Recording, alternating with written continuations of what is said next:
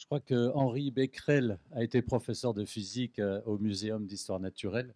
C'est en effet ici qu'il découvrit le rayonnement des sels d'uranium.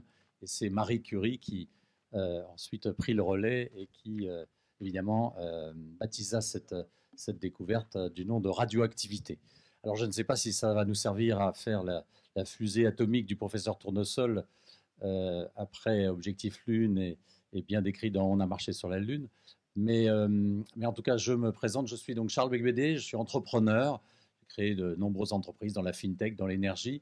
Et là, aujourd'hui, je suis à la tête d'un fonds, d'une entreprise de private equity, capital investissement en français, qui a un positionnement d'essayer d'accompagner le financement des innovations technologiques de rupture. Et nous avons plusieurs verticales, comme on dit dans le domaine, dont les technologies quantiques et dont le New Space. Et en effet, le New Space est une vraie révolution. Alors, la France est la troisième grande nation spatiale, puisque dès 1952, la fusée Véronique s'envolait dans le ciel du Sahara.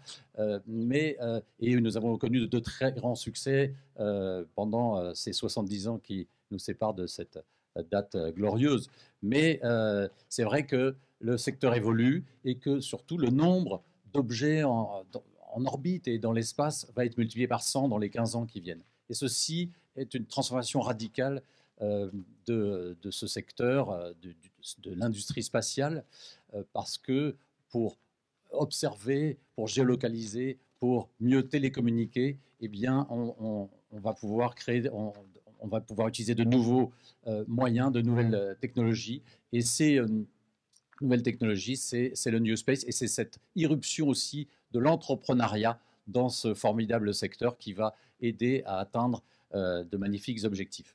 Et donc, c'est la raison pour laquelle, avec différentes personnes qui travaillent chez nous, Audacia, cette entreprise, et avec des personnes issues de Starburst, qui est un des plus grands accélérateurs dédiés à l'aérospace et à la défense au monde, deux entreprises donc françaises dont on peut être fier, ont décidé de combiner leurs forces pour créer et développer un fonds dédié à l'aérospace et à la défense qui s'appelle Expansion.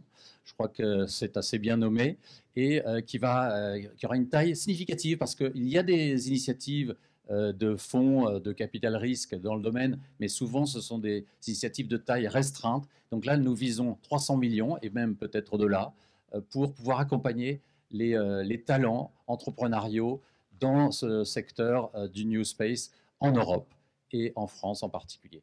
C'est pourquoi je suis vraiment très heureux d'être là et je remercie Objectif Lune parce que le rapport de la NRT et de tous ceux qui ont contribué, je remercie Airbus, Thales, le CNES, l'ESA bien sûr et tous ceux qui ont participé à ce rapport. C'était extrêmement important que l'Europe se dote de grands objectifs, d'une vision forte pour stimuler cet élan nécessaire pour accompagner et booster tous les entrepreneurs qui se lancent dans cette grande aventure spatiale. Merci beaucoup.